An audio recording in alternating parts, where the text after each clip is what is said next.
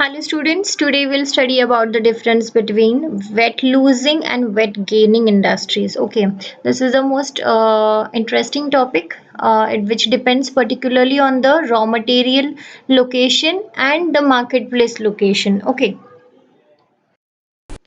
Now we'll study about what is wet losing industry and also what is wet gaining industry.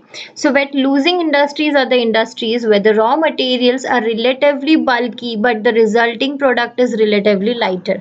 Means what if you are taking an input, that input should be heavy and the output which is going to which we will get after the processing, that output should be lighter than your input. On the other hand, if we understand about weight gaining, then in this case the raw material is lighter. That is, the raw material is light and the final product or the finished product which we get, that is heavier or bulky. Wet losing industries can be located near the raw material while wet gaining will be located near the market. Now, why we should say that wet losing industry should be located near the raw material? Because the raw material which we require is heavy. So because of using or utilizing so much of time or transportation cost, it is better that the industry is situated at the raw material. And in the case of weight gaining, if the final product is so much heavier, then the industry should be located near the marketplace so that that product can be marketed and transported easily to the marketplace. Okay. In earlier times, transportation cost increased with the distance and weight. So in many times in previous years, because of the actual price of that product, the transportation cost was very much high. Now we will see the difference of weight losing and weight gaining in more depth. Early factories had to decide how close to locate their near their raw materials. So the first thing which whenever we have to make a startup with an industry, we have to see that what is our raw material and what is our finished product. So according to that, where should be our industry situated or located, that decision used to be taken. Then they had costs that were determined by the factory's location. Factories using heavy or perishable raw materials had to be close to the source to cut down the transportation cost.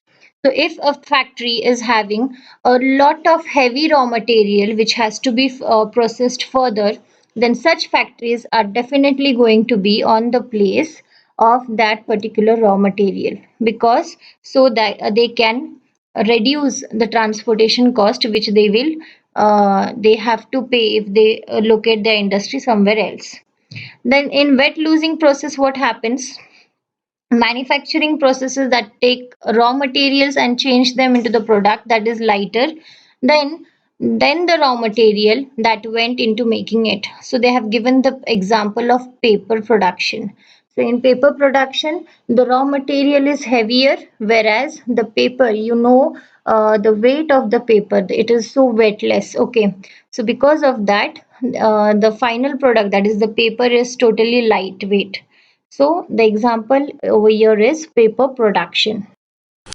Now next is weight gaining industries. In process of weight gaining, the raw material and created heavier finished goods. So here the raw material is going to be less and the finished good should be highly weighted. Okay, so the example is beverage bottling is an example. Earlier factories are located near the marketplace because the product was heavier to transport in its final form. So whenever the product is very much heavier, the final product which has to be sold, that is very much heavier, then such industries are situated at the marketplace so as they can reduce their transportation cost, which they have to pay if their industry is away from the marketplace.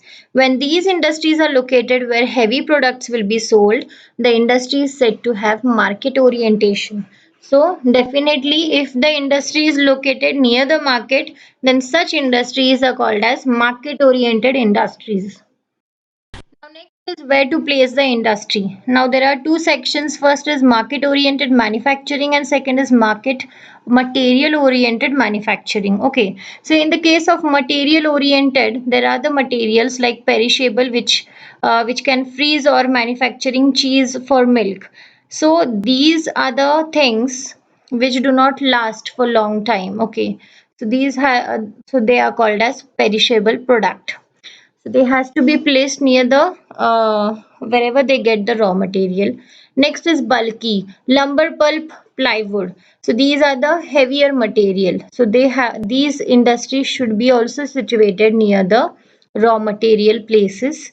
Next is wet loss steel, rice, sugar beets. So these are the wet loss products. Steel mills are located where the raw material can be found or cheaply assembled. So even steel, rice, sugar beets. Now rice industries are basically placed where the rice is manufactured more. Even the sugar is in the same case. Wherever the sugar cane is cultivated more, there the sugar industries or sugar textiles have been constructed. Next is market oriented perishable, that is example baking bread, because the processing increases, the perishability of the product increases. Whenever you can see that to make a cake or to make any type of bakery product, you use a flour for that. If the flour is dry, it can be used for many months, but if you're going to make something out of it, then if you're going to make bread out of it, so it is being processed now. Okay, so because of this processing you can use it for longer period, you can use it for more time. Next is bulky auto assembly furniture. Weight gain, beer transporting water, and wheat is the cheaper than the final product. So wheat is also the cheapest at the cheapest price than its final product. So by this we can understand that which industries should be material oriented and which industries should be market oriented. Thank you for watching. Please subscribe the channel.